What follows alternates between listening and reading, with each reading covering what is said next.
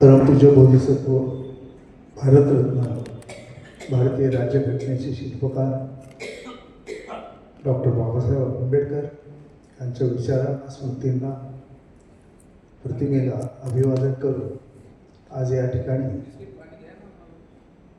माननीय नितीन भाऊ मोरे यांच्या अध्यक्षतेखाली सुरू असलेल्या उपवर्गीकरण संघर्ष समितीची बैठक सुरू आहे। या बैठकीस उपस्थित असलेले भंतेजी त्याचप्रमाणे आमचे नेते तर सर्वांची नावं घेत नाही, वेळ कमी असल्यामुळे। उपवर्गीकरण हे करायची काही तशी गरज नव्हती। बाबासाहेब आंबेडकरांनी जेव्हा भारतीय राज्यघटना लिहिली त्यावेळी त्यांच्यासमोर फक्त कामगार किंवा इतर मागासवर्गीय भटके तर असे नसून संपूर्ण अस्पृश्य समाज होता।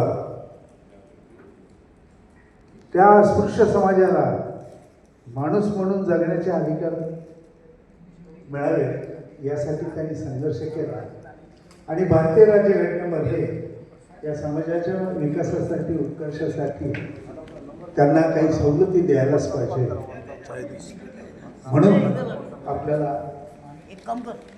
घटनेद्वारे आरक्षण मिळालेलं आहे। यामध्ये विशिष्ट समाजालाच ते द्यावं असं नव्हतं। जे कोणी मागासवर्गीय आहे त्या सर्वांना आरक्षण मिळालं पाहिजे आणि त्या अनुषंगाने हे आपल्याला आरक्षण मिळाले। बाबासाहेबांचा प्रत्येक आदेश त्यातल्या त्यात महार समाजाच्या लोकांनी शिरोधार्य मानला आणि त्याची अंमलबजावणी केली। ही अंमलबजावणी करत असताना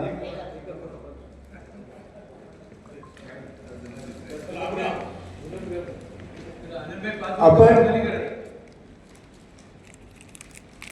बाबासाहेबांचा आदेश शिरोधार्य मान्य केला आणि अंमलबजावणी केली। त्यांच्या स्वप्नातला एकूण एक प्रश्न आपण तडीस लावला।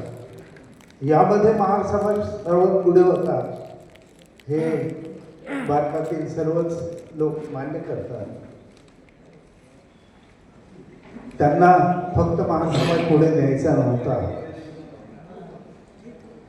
शिका संघटित व्हा संघर्ष करा या अनुषंगाने जे शिकले ते पुढे गेलेले आहेत। त्यांना नोकऱ्या मिळाल्या, त्यांनी चांगल्या जागा पटकावल्या आणि त्यामुळे हे आरक्षण त्यांनी घेतलेलं आहे। किती जास्त आहे आणि किती कमी आहे हा विचार करण्याची वेळ आज नाही आहे। या सरकारचा आम्ही या ठिकाणी निषेध सुद्धा करतो। गंमत अशी आहे की त्यांनी हा जो उपवर्गीकरणाचा घाट घातला आणि त्याला मान्यता घेतली सुप्रीम कोर्टातून, ती सुद्धा एका महार CJA कडून। हे तर खूप वाईट आहे। भूषण साहेब गवई हे चीफ जस्टिस असताना त्यांच्याद्वारे हा निर्णय पूर्णत्वास नेणं म्हणून आपण सरकारचा निषेध करीत आहोत। या प्रश्नांवर अनेक वेळे उभे राहतील, अनेक ठिकाणी आंदोलनं झाले, अनेक ठिकाणी निषेध झाले, निषेध मोर्चे झाले। माझी एक सूचना आहे की या महाराष्ट्रातील जेवढे आंदोलन आहेत त्या सर्वांना एकत्र करावं। मुंबईतले सर्व आंदोलन एकत्र व्हावे आणि हा प्रश्न एक बुद्धिमत्ताचा कस लावून हा सोडवायला पाहिजे। त्या विरुद्ध झालेल्या संपूर्ण आंदोलनामध्ये आमचा पक्ष सहभागी असेल अशी मी एक निदर्शन देतो आणि ह्या प्रश्नावर आपण सर्वांनी एकत्र यावं अशी विनंती करतो आणि इथंच थांबतो. जय भीम, जय बुद्ध, जय भारत. धन्यवाद दादाजी. वेळ खूप झालेला आहे, वेळ खूप झालेला आहे. चारच लोक बोलतील या ठिकाणी. आता या ठिकाणी उत्तम गायकवाड साहेबांनी विनंती करतो की 3 मिनिटांमध्ये आपले सर्व महापुरुष या ठिकाणी सर्व उपस्थित असलेले सर्व पक्षीय नेते बंधुवाने भगिनी, ही माझी पहिलीच मिटिंग आहे, माझी मिटिंग आहे. माझं नाव उत्तम गायकवाड. एकदा ह्या मिटिंगला सुद्धा पाहिल्याच्या नंतर त्यांच्याबाई बाबुरावजी माने माझ्यासारख्या सर्वसामान्य कार्यकर्त्यांनी प्रश्न पडला, शेवटी हा संघर्ष कोणाबरोबर आहे, ही लढाई कोणाबरोबर आहे, कसं उपमोगली करत, कसा संघर्ष, कोणाबरोबर संघर्ष करतात हे कुठंतरी ठरणार आहे. आज जर आपण पाहिलं व्हॉट्सअपला बाबासाहेबांना शिव्या घालतात, बाबासाहेबांच्या घरघरात शिव्या घालतात, भक्तीला शिव्या घालतात आणि आपण सगळं ऐकून घेतो. जर या ठिकाणी मातांना समाजावर तुम्हाला लढायचं आहे तर अवश्य लढा. भले आपले 10 भाग होते, 10 मिनिट भाग वेगळा. आज मी बाबासाहेबांकडे शिवगाई आणि राजा असं शिवगाई घालतात आणि तुम्ही सगळं ऐकून घेता. आज त्या लोकांनी तुमचे पोस्टर रचलेले. मी महाराष्ट्रामध्ये काम करणारे कार्यकर्ता. आज गलूबागामध्ये मातांना समाजाच्या तरुण पुरापासून पोत्राचा पण सर्व नेते निर्माण झाले. प्रचंड शक्ती त्यांना मिळत आहे, हजारो झेंडे त्यांना मिळत आहे, हजारो लोक त्यांना कार्यकर्ते पाहिजे. आणि हे जर होत असेल, एका बाजूला तुम्हाला कचर ढोकळे घेतले नाही. बाबा म्हणजे तुम्हाला प्रामाणिकपणे सांगतो, आपण अनेक लढे लढे भारताचा आणि जर तुम्हाला सरकार बोलणार होते, आपण त्याची गणराव साहेब, आपण त्याची एका पक्षाचे जवळचे कार्यकर्ते आहात. सिद्धार्थभाई कासारे बीजेपीच्या जवळचे आहे, नितीन भाऊ तुम्ही वेगळे आहेत. तुम्ही सरकारच्या लोकांना बोला का, तुम्ही बोलत नाही? आज या ठिकाणी चिंतन पाहिजे म्हणून मी बोलतो. हे चिंतन यासाठी तुम्हाला करणं गरजेचं आहे. या लोकांनी तुमची पोचली वळली. पाठीमाग आपण असाच मोर्चा काढला, हजारो लोक येतील, 500 लोक जमा करू शकत नाही. ही तुमची पोचखील ओळखली. आज आपला नेता नाही, कार्यकर्ता काय पटवून मी बरोबर बोलला. मी या ठिकाणी कोणाची दलाली किंवा कोणाची चुकी करणार माणूस नाही. आज आपले नेते एकत्र आहेत का? तुम्ही पहिले हे नेते एकत्र करायचं काम नाही. नेते भाऊ तुमचे आज अभिनंदन करतो. माझ्यासाठी 75 वर्षाचा म्हातारा म्हणून तुमचं अभिनंदन करतो. तुम्ही सुरुवात केली. कमिटी नेमा, आठवले साहेबांना भेटा, गवाई साहेबांना भेटा, बाळासाहेबांना भेटा, आनंदाने सुरुवात केली. राजकारणामध्ये या ठिकाणी फक्त आनंद लढत आहे. हिंदू मिलचा लढा, हिंदू मुलीची सुरुवात करणारा उत्तम गायकवाड आणि विजय कांबळे एक लक्षात ठेवा. त्याच्या कारण भाग आहे. परंतु तुम्ही या ठिकाणी तुम्हाला माझी विनंती आहे, आम्ही लोक बरोबर घ्या आणि प्रत्येक लोकांना पत्र त्यांना भेटा. हा लढा तुम्हाला सामुदायिक केल्याशिवाय पर्याय नाही. येणारा काळ तुम्हाला फार वाईट आहे. कारण बीजेपी सारखा माणसं बीजेपीला आरक्षण पाहिजे, मातांना आरक्षण पाहिजे नाही. हे आरक्षण मिळले नाही पाहिजे. कसं व्यवस्था आरक्षणची पहिली सभा पाहिजे. आरक्षणचा जन्म तिथून निर्माण झाला. त्या सभेला मी एकमेव माणूस बघायचा हजर होतो. ते समजून आवडतं काय वर्गीकरण कशाचं काय की जी सुरुवात झाली ना सर 2023 सालामध्ये निखिल भाऊ त्यावेळेस मुख्यमंत्री होते आपले एकनाथराव शिंदे तुमच्या नेतृत्वाचे. तिथं सुनील वारे नावाच्या माणसाकडे त्याच्या गळ्याच्या नावाकडेचं काम दिलं. ती बैठक पुण्यामध्ये झाली. त्या बैठकीमध्ये 5 मतदाराचे लोक आणि मी जेव्हा बायकीच्या गोष्टीला गेलो, उद्धवराव नायक तिथे गेल्याच्या नंतर शिपायापासून तिथला महायुद्ध मला सलाम करायचा. कारण माझ्या बायकीचे आंदोलन तेवढे प्रचंड गायचे. तिथे मी त्या बाजू गेल्याच्या नंतर कासारे साहेब त्या ठिकाणी बसवले काय आणि तिथं ते नितीन भाऊ सगळी चर्चा ऐकली. काय म्हणतोय कोणाचे पूर्वभाग सगळं नाही. म्हणून शेवटी कार्यकर्त्यांनी बायकीचं देखील समजून घेतलं पाहिजे, अबाकडे समजून द्यायचे हे कसं घडलं काय नाही हे त्याची चिंतेचा भाग. आणि म्हणून वेळ भरपूर झालेला आहे. बऱ्याचशा बोलायचं होतं.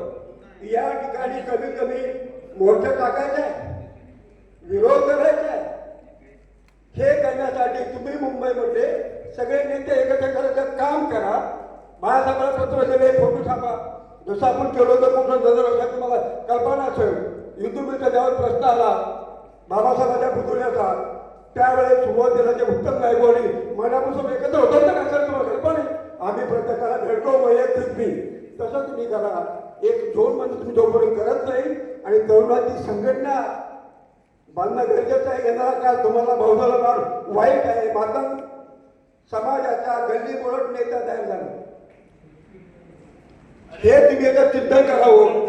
एवढी मी या ठिकाणी एक सूचना या ठिकाणी करतो आणि माझा 2 शब्द थांबवतो. जय भीम, जय हिंद, जय महाराष्ट्र. छान सूचना मांडल्या. फक्त काय एकच आहे की या मुंबई शहरामध्ये जेवढे गटतट आहेत त्या सर्व गटतटाच्या मुंबईच्या प्रमुखांना सोबत घेऊन आपण हे सर्व करतो आहे. आता नेक्स्ट स्टेज जो असणार आहे आपल्या नेत्यांना गाठी भेटीत असणार आहे ते आपण ठरवू. आता याच्यामध्ये या ठिकाणी दयाल बहादूर साहेब आहेत. दयाल बहादूर साहेब आहेत.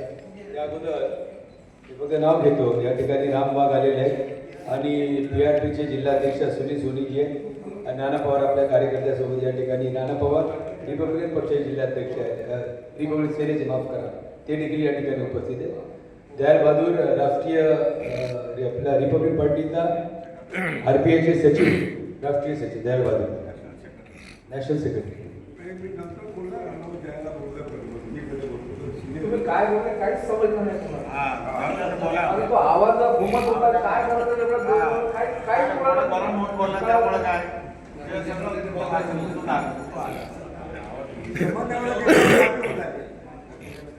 उपवर्गीकरणाच्या संदर्भामध्ये आज जी बैठक या ठिकाणी बोलावण्यात आलेली आहे, या बैठकीला आंबेडकरी चळवळीमध्ये काम करणारे नेते, पदाधिकारी, 60-70 वर्ष झाले या आंदोलनामध्ये जे कार्यरत आहे, दलित क्रांतीपासून आज RPI पर्यंत असा प्रवास सर्वच करत आहेत, आंदोलन करत आहेत. या सर्वांच्या उपस्थितीमध्ये ही बैठक आज होत आहे. उपवर्गीकरण हा विषय जो आहे, हा विषय कोणाच्या डोक्यातून आलेला आहे माहित नाही. उपवर्गीकरणाच्या संदर्भामध्ये कोणाचा फायदा होणार आहे, हा राजकीय डाव आहे, षड्यंत्र आहे, अशा प्रकारचा आरोप होत आहे. प्रश्न असा आहे की ज्या वेळेस डॉक्टर बाबासाहेब आंबेडकरांनी या देशाला संविधान दिलं, त्या संविधानामध्ये उपवर्गीकरणाचा कुठलाही उल्लेख नाही. उद्या जाऊन काय उपवर्गीकरण होईल का अशा संदर्भामध्ये कुठलंही विवेचन नाही, कुठल्याही पुस्तकामध्ये लिहिण्यात आलेलं नाही. एक प्रकारे उपवर्गीकरण अपकड हा संविधान विरोधी एक प्रकारचा राजकारण्यांचा षड्यंत्राचा डाव आहे असं मी म्हणतो. कारण असं, सुप्रीम कोर्टाने हा निर्णय दिलेला आहे. सुप्रीम कोर्टाला उपवर्गीकरणाच्या अनुसूचित जाती जमातीला ज्या संविधानानं जो अधिकार दिलेला आहे, तो अधिकाराच्या संदर्भामध्ये अपकड उपवर्गीकरण करण्याचा कोणताही अधिकार न्यायालयाला राहू शकत नाही. हा अधिकार फक्त पार्लमेंटला आहे. काही बदल करायचा असेल अनुसूचित जातीच्या संदर्भामध्ये किंवा कुठल्याही घटनेमध्ये बदल करायचा असेल तर हा अधिकार फक्त पार्लमेंटला आहे. हा अधिकार न्यायालय कोणत्या पद्धतीनं घेऊ शकते आपल्या हातामध्ये. कोणी मागणी केली, ही मागणी कोणीच केलेली नाही, कुठं आंदोलन झालेलं नाही. असं असताना सुप्रीम कोर्ट का असं करते आहे, कोणाच्या इशाऱ्यावरून करते आहे, हा सगळा राजकीय भाग आहे आणि हा राजकीय भाग आपल्या सर्वांना हाणून पाडायचा आहे. मी तर असं म्हणेन की उपवर्गीकरण हे कायद्यात आणि संविधानाच्या विरोधात असल्यामुळं ते होऊच नये. काही नेते म्हणतात की सेन्सस होऊ द्या, सेन्सस मध्ये कोणाची किती संख्या आहे. अरे सेन्ससची गरज काय आहे? जर तुम्हाला आतापर्यंत, आज स्वातंत्र्य मिळून आपल्याला, आज आपण 2026 मध्ये आहोत, आजपर्यंत आपल्याला उपवर्गीकरणाची गरज भासली नाही. प्रत्येक जण जाती, कोणाला शिक्षणापासून कोणी काय वंचित केलं नाही, कोणाला नोकऱ्या काय कोणी काय हिसकावून घेतल्या नाही, कोणाला असं सांगितलं नाही की तुमच्या अधिकारासाठी तुम्ही रस्त्यावर येऊ नका, तुमच्या मागण्या कोणी करू नका, अशा प्रकारचं कोणी तुम्हाला सांगितलेलं नाही. प्रत्येक जण, प्रत्येकाच्या संघटना आहेत, अनेक एकत्रित विरोध आंदोलन असेल, अनेक प्रकारचे आंदोलन झाले.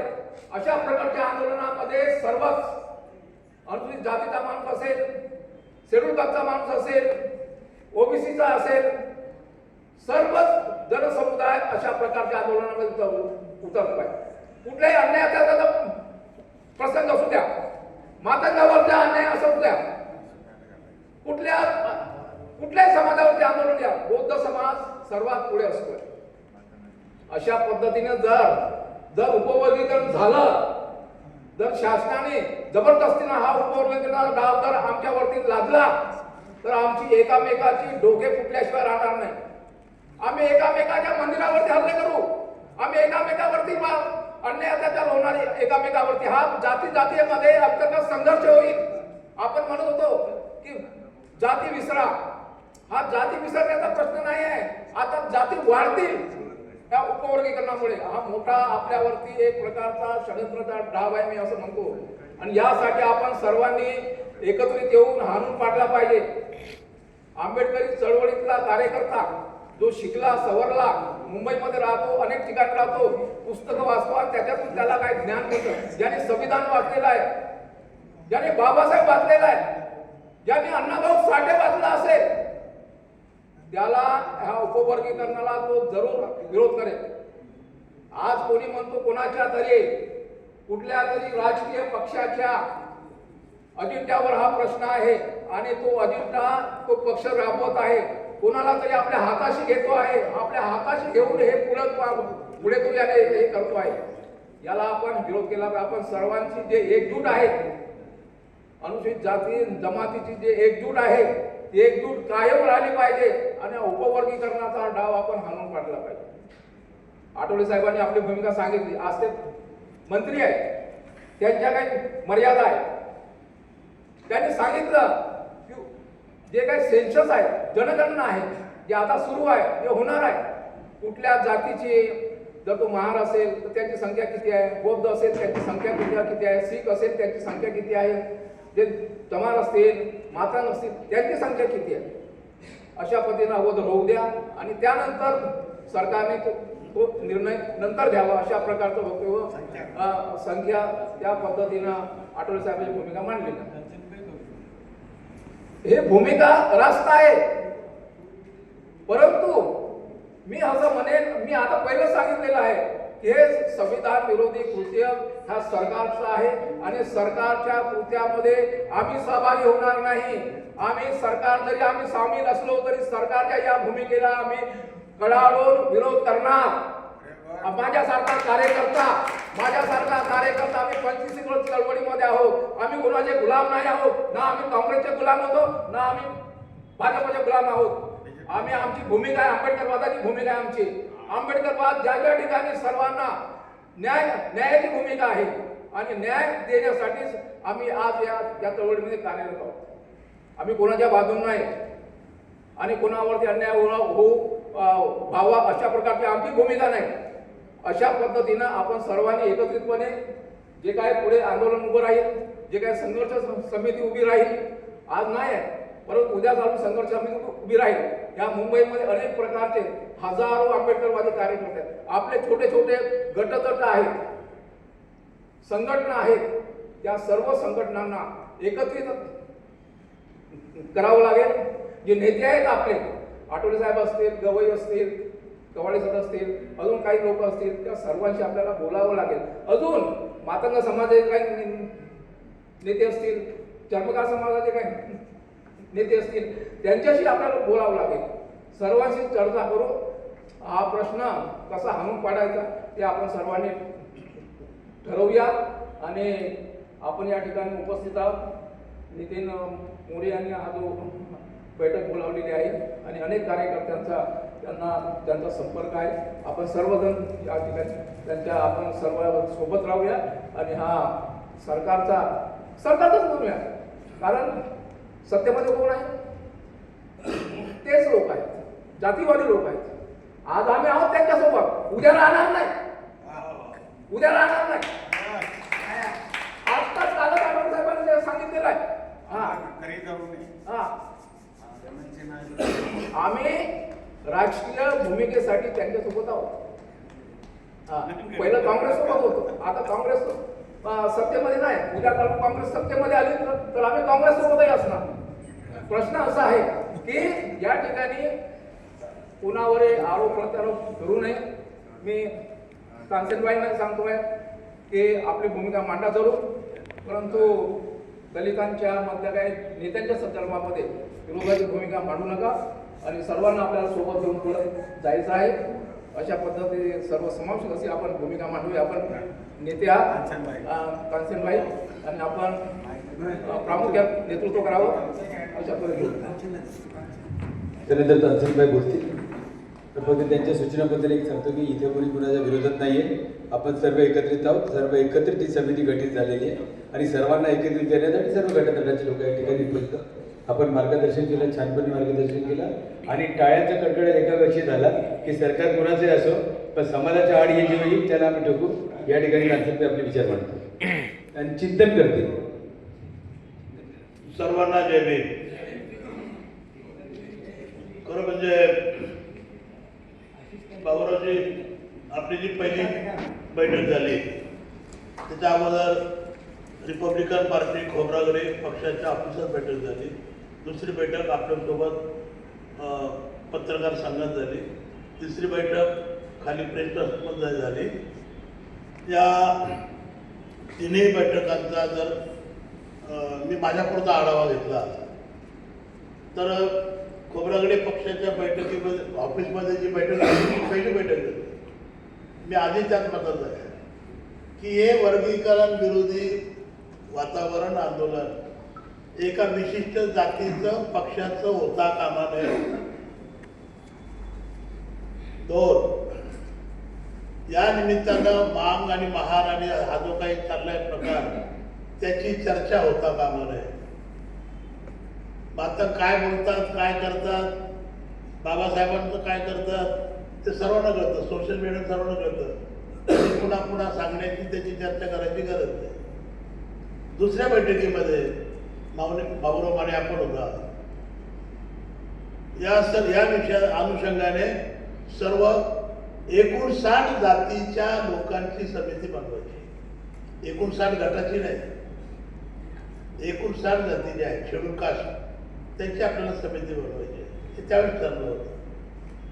त्यानंतरच्या पत्रकार परिषदेमध्ये बैठकीमध्ये तिसरी बैठक जरांगेंनी उपोषण जाहीर केलं होतं मराठा आरक्षणात 30 मेला.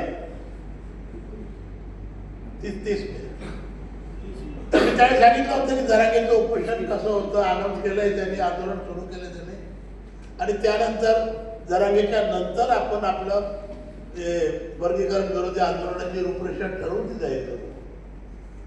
आणि त्या हेतूनं किंवा त्या अर्थानं आज आपण इथे जमलो. इथे सगळी काही चर्चा ऐकली. मुळात याला मी चिंतन समजत नाही. हा काही चिंतनाचा प्रकार नाही. जेव्हा एखादी व्यक्ती, एखादा समाज, एखादं गाव, एखादा देश जेव्हा अडचणीत येतो त्यावेळी जी करायची चर्चा असते त्याला चिंतन होतं. साधी सोपी गोष्ट आहे. आपण जिथे म्हणतो उपवर्गीकरण संघर्ष, अरे उपवर्गीकरण विरोधी संघर्ष आहे. उपवर्गीकरण लागू करा असं म्हणणारी काही मंडळी आहे. आम्ही उपवर्गीकरण नको अशी म्हणणारी लोक आहोत. त्यामुळे उपवर्गीकरण संघटने जे आहे ते उपवर्गीकरण विरोधी समिती म्हणून आपण उपवर्गीकरणाला आपण विरोध केलेला आहे. आता अनेक मुद्दे आहेत. खरं बोललं तर अनेकांना मिरच्या लागेल, आता बोलता पण येत नाही आणि अशी वाईट परिस्थिती आहे. जे वर्गीकरणाने काय होणार आहे, दयाल म्हणल्याप्रमाणे कुणाचं नुकसान होणार आहे, कुणाचा फायदा होणार आहे, कुणाचं त्याची एक साधक बाधक चर्चा आपल्या डोळ्यासमोर असली पाहिजे. आणि समजा वर्गीकरण झालं तर माझ्या माहितीप्रमाणे 5.5-6% मातंग समाजाला रिझर्वेशन जाईल, 4-4.5-5% महार समाजाला जाईल, 5-4-9-10 उरलेली 3.5% चर्मकार काटेपटीक असं काहीतरी गुन्हे असं एक साधं बाजू क्षेत्र माझ्या डोळ्यासमोर आहे. आणि मग त्या महार समाजाला जे 5-5.5 किंवा 4.5% मिळणार आहे ते पुरेसं असेल का? ती चर्चा चालू असताना अजून एक महत्वाची गेली, जो कॅन्डिडेट रिझर्व्ह प्रवर्गातून येतो त्याला ओपन मध्ये संधी नाही. मी माझ्या पुढचं म्हणतो, माझ्या मुलांचं सांगतो, माझे मुलं इंग्लिश स्कूलमध्ये शिकले, डूर स्कूलमध्ये शिकले, माझे मुलं बोर्डिंगला होते, मी अजूनही रिझर्वेशन घेतलं नाही. परंतु मला एक कमेंट होती की माझे मुलं जरी ओपन मध्ये शिकले असतील, 92च्या वरती मार्क घेणारे माझे मुलं, ते मी शेड्यूल कास्टमध्ये कशाला ठेवू? मी ओपन मध्ये लढतील माझे मुलं. पण तेही ओपन मध्ये एंट्री बंद केली. GR परवा मला GR दयाल भेटला होता. अचानक त्यांनी सांगितलं की भाई हर्षदीप कांबळे आणि संजय बनसोडे, संजय शिरसाट तिथे बसलेले आहे.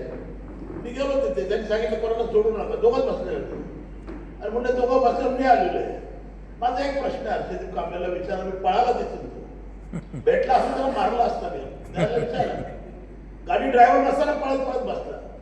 मी त्याला म्हणालो, हर्षदीप तू जयंती साजरी करतो, बाबासाहेबांची लाईटी लावतो, नाही बरं वाटतं, शाबास. पण भोसडीच्या ओपन म्हणजे काय रे? हा, ओपन खुला, ओपन टू ऑल, सर्वांसाठी खुला. आमचा सर्वांसाठी खुला असलेला मार्ग तू आमच्यासाठी का बंद केला? आणि तू जर बंद केला, तू बाबासाहेबांची जयंती करत फिरतो, का नाही आम्हाला सांगितलं चळवळीच्या लोकांना? माझा राग तो आहे.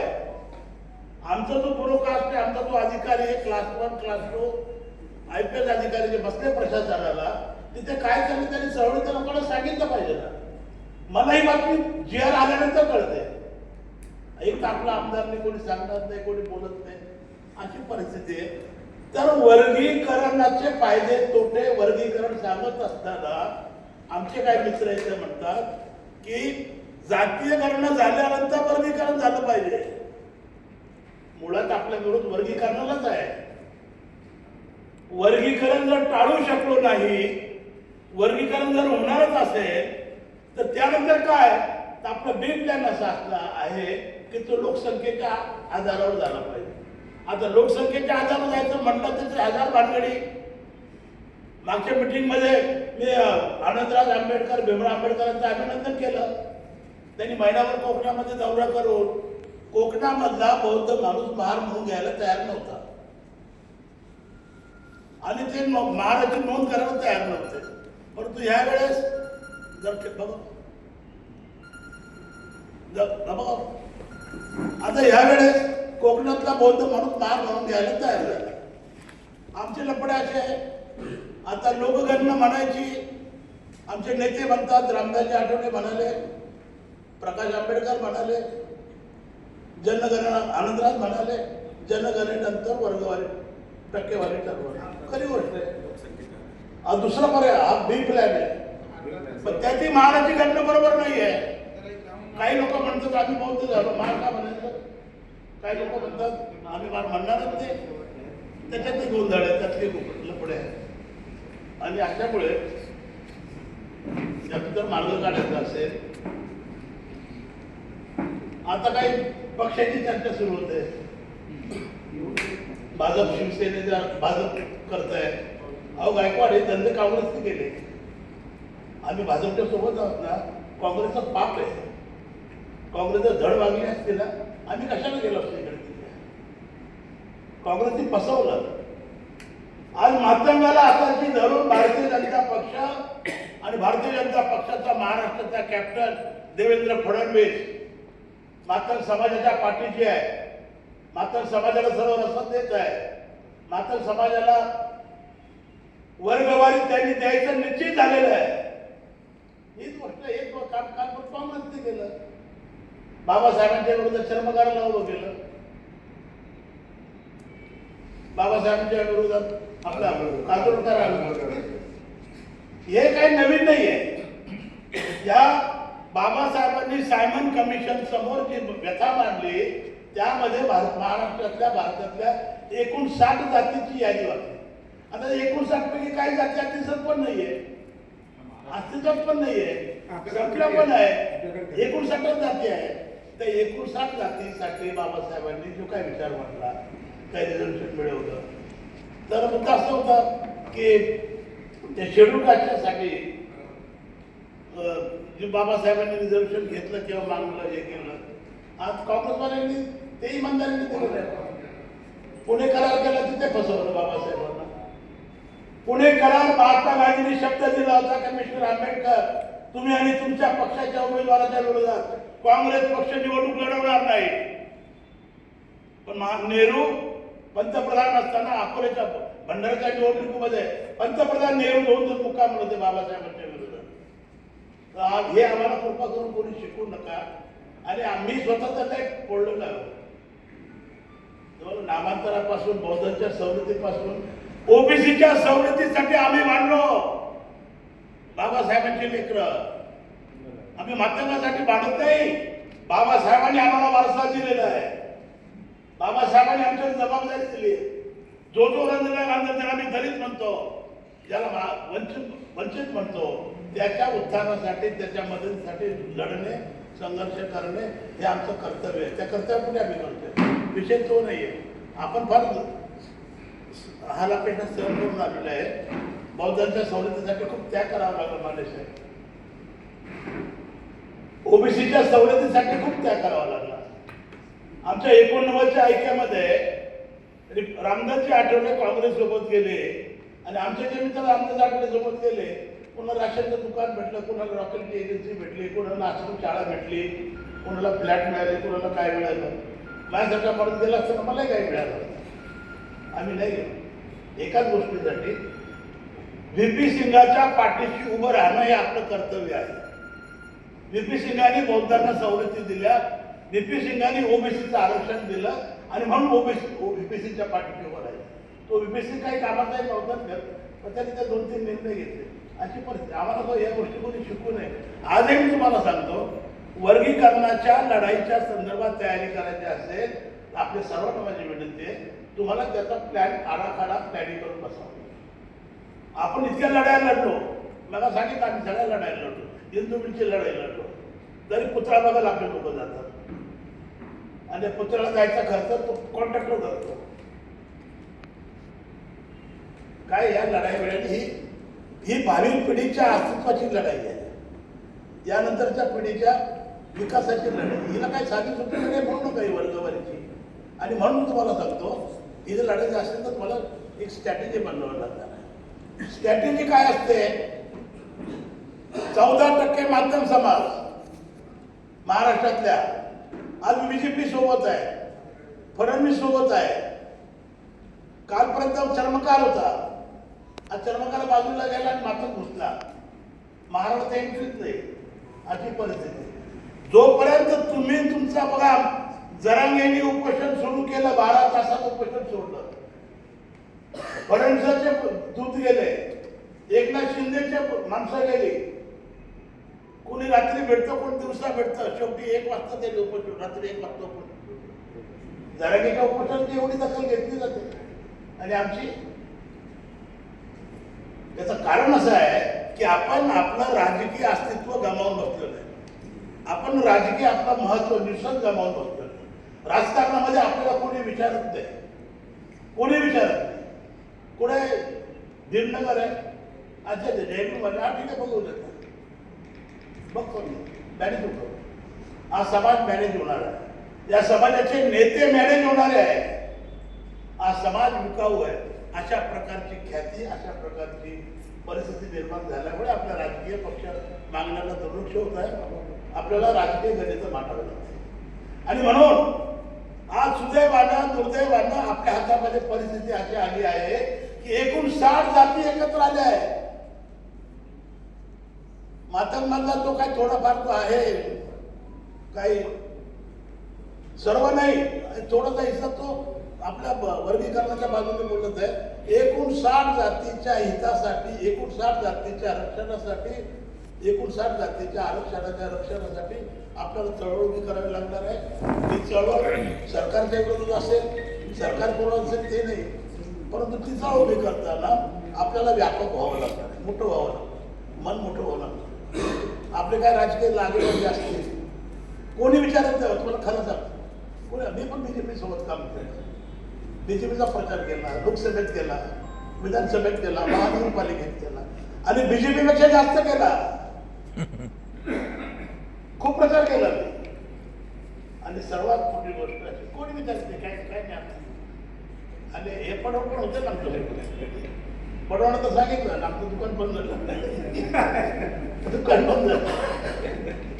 असं काय नाही, त्याला काय अर्थ नाही. आपण स्ट्रॅटेजी बनवली पाहिजे. मी बनवली स्ट्रॅटेजी. आज संध्याकाळी 7 वाजता खालच्या सभागृहामध्ये खासदार ज्योती वाघमारे आणि भारतीय जनता पक्षाच्या अनुसूचित जाती मोर्चाचे अध्यक्ष जे खूप दिवसानंतर भाईगीतकरांनंतर भारतीय जनता पक्षाने आमच्या महार बौद्ध समाजाच्या माणसाला अध्यक्ष केलं आणि म्हणून आम्ही त्यांचं स्वागत करतो. बाजूला ठेवा ना. विश्वजित कदम विश्वजित गायकवाड तत्वज्ञान काही असू द्या, जातीचा संबंध करायचा. आज आपल्याला निदान गरज आहे. चर्मकार पूर्वाश्रमीचा मान एकत्र येऊन जर चळवळ केली तर फडणवीस काय सगळ्यांच्या चट्या पिवळ्या होती. यांना तुम्ही काही करावं, याच्या खुर्चीला तो पण हात लावत नाही ना, तो प्रत्येक काही काळजी करत. त्याच्या बायकोच्या पदराला हात घाला, तर ते चालतं. खुर्चीला घालवतं. खुर्चीला घालायचं असेल तुम्ही तुमचे मित्र वाढवले पाहिजे. दुर्दैवानं आपल्या समाजामध्ये आपण आपले मित्र वाढवत नाही, शत्रू वाढवत चाललो आहे. मी हाजी मस्तानची दोस्ती केली मित्र वाढवण्यासाठी. बाळासाहेब ठाकरेंची मैत्री केली ती दुश्मनी कमी करण्यासाठी. प्लॅनिंग करावं लागेल. कठीण काम नाहीये. अजून 2 वर्ष आहे, काय होत नाही. फडणवीसांनी काही आणि हा तो जी मागे घ्यावा लागला. फक्त उपवर्ग वारीमुळे निर्माण झालेला असंतोष, निर्माण झालेली परिस्थितीमुळे या फडणवीस सरकारला मागासवर्गीयांना ओपन मधला निधी रद्द घ्यावा, स्थगिती घ्यावी, माघारी घ्यावं. आपण फक्त एक पॉलिटिकल प्रयत्न केला. एकूण 60 जाती एकत्र येतात आपल्या अधिकारासाठी, फार मोठी गोष्ट आहे. आणि एकूण 60 जाती एकत्र करण्यासाठी आपण सर्वांनी प्रयत्न केले पाहिजे. जय भीम. की सर्वे करण्याचे लोक आहेत तिकडे. मी वारंवार ही बैठक सुरू झाल्यापासून तुमच्या समोर हे व्यक्त करतोय. सभेचा एक नियम आहे, जो अध्यक्ष असतो पॅडीला डाग करून फिरत नाही इकडे बसलेला असतो. सभेचा नियम आहे, हक्क आहे आम्हाला. गेले 30 वर्ष आमच्या चळवळीमध्ये का बोलवली बैठक आज आम्ही? याच्यासाठी बोलवली. 10 वेळा फोन केला सिद्धार्थभाई आला पडेल अनेकांना फोन केला. का केलंय की अख्ख्या महाराष्ट्रामध्ये तालुक्या आणि जिल्हास्तरीय ज्या मोर्चे निघत आहेत तिथे कोण नेता नाहीये.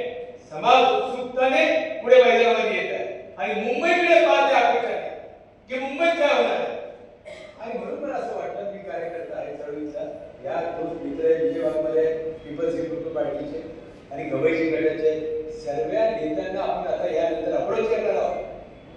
आज अशी अपेक्षा होती, आपण याला चिंतन नाव का दिलं की प्रत्येकाने चिंतन करावं, बोलावं की ही बाब आता पुढे पाहिजे, ही भूमिका घेतली पाहिजे. आपण आता या पद्धतीने स्टँड घेतला पाहिजे.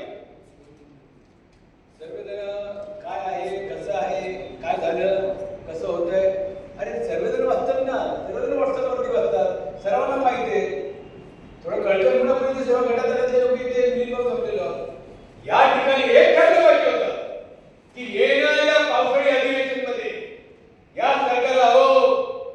महत्वाचं आहे.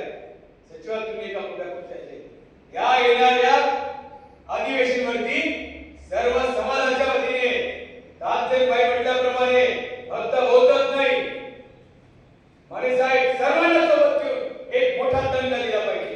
रिडल सारखं प्रकरण झालं पाहिजे. रिडल सारखं जसं प्रकरण झालं, चांगल्या चांगल्या त्या बाजूची जागा होते, तसं काहीतरी होतंय काय, तो प्रयास माझा छोटासा कार्यकर्ता करतोय. तो प्रयास आहे आणि म्हणून ही समिती घेण्याची तानसेनबाईंनी ते करेक्शन केलं, बरं झालं. या समितीचं नाव आहे ऍक्च्युअली उपवर्गीकरण विरोधी संघर्ष समिती. त्याला विरोध करतोय आपण. आणि बीड काय आहे ना, तो बीड काय तुम्ही आधीच दाखवता. आज आपल्या संघटनेचा प्रमुख नेता हे का बोलत आहे की जातीय जनगणना होऊ द्या, मग तुम्ही लागू करा. आपण का बोललं पाहिजे? जातीय जनगणना होऊ द्या आणि ते नंतर लागू करा, हे आपला बीड प्लॅन आता दाखवलं नाही पाहिजे. अरुण डोंगरे साहेब, आता तुमचं एकच आहे की या विरोधी आपण विरोध दर्शवला पाहिजे, ताकीद उतरला पाहिजे. आणि म्हणून आजच्या या सभागृहाला विनंती आहे. मी जरी 5 वाजता बोलत होतो, मला माहिती आहे माने साहेब 15 मिनिटं घेतली आणि साधारणपणे त्यांना विनंती केली आहे की थोडासा मला टाइम द्या, कारण घडी भेटणार नाही, कारण शॉर्ट मध्ये ते घेतील ते बोलतील. परंतु एक आहे सिद्धार्थभाई, आठवले साहेब आहे, आठवले साहेबांच्या काळावरती ही गोष्ट केलेली आहे, कवाडे सरांच्या काळावरती विजय भाऊनी घातलेली आहे, राजेंद्र कवीच्या काळावरती आनंद खरात यांनी यावरती घातलेली आहे. आणि ते सर्व सांगत आहेत नेत्यांना. तुमच्या माहितीसाठी सांगतो, रिपब्लिकन गटातटाच्या नेत्यांना विषय काय चाललाय, काय बैठक झाली त्याची खबर त्यांना आहे, त्यांना माहित आहे.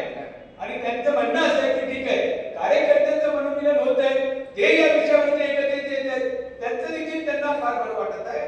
त्याचं म्हणणं असं आहे, आता नेत्यांचं असं म्हणणं आहे की आता 1 तारीख जी आहे ती ठरली पाहिजे. आता 3 तारीख नेत्यांना भेटण्यासाठी आपली एक समिती गठीत झाली पाहिजे. दिलीप भाऊ, आजच्या बैठकीचा आउटपुट काय? एक समिती गठीत झाली पाहिजे. त्या समितीने जबाबदारी घेतली पाहिजे की हे जे रिपब्लिकन नेते आहेत त्या नेत्यांना भेटायला सर्व गटातटाचे प्रतिनिधी त्या नेत्यांना भेटायला तिथे गेले पाहिजे. म्हणजे त्या नेत्यांना असं वाटेल की नाही सर्वजण आहेत तिकडे. अशी एक समिती या ठिकाणी झाली पाहिजे. एक ती गठीत व्हावी पडवळ साहेब. 2 येणाऱ्या अधिवेशन मध्ये आजची सभा आम्ही ठरवतो की आम्ही मोर्चा काढण्याच्या दृष्टिकोनातून आमची चर्चा झालेली, पण नेत्यांशी चर्चा केल्याच्या नंतर त्यांना विश्वासात घेण्याच्या नंतर तो निर्णय पुढे. असे 2 निर्णय मला वाटते विजय वाघमारे साहेब आपला हे प्रयास आहे सर्वांच्या वतीने, तुमच्या वतीने, माझ्या वतीने, सिद्धार्थ भाऊच्या वतीने आम्ही निमंत्रण आहोत. असं हे सर्वजण आहोत, म्हणजे पटवळ साहेब आपण सर्वच जे आहोत. तर असं काहीतरी त्या पद्धतीने झालं पाहिजे, ती अपेक्षा होती. त्या दृष्टिकोनातूनच सन्माननीय चर्मकार संघाचे राष्ट्रीय अध्यक्ष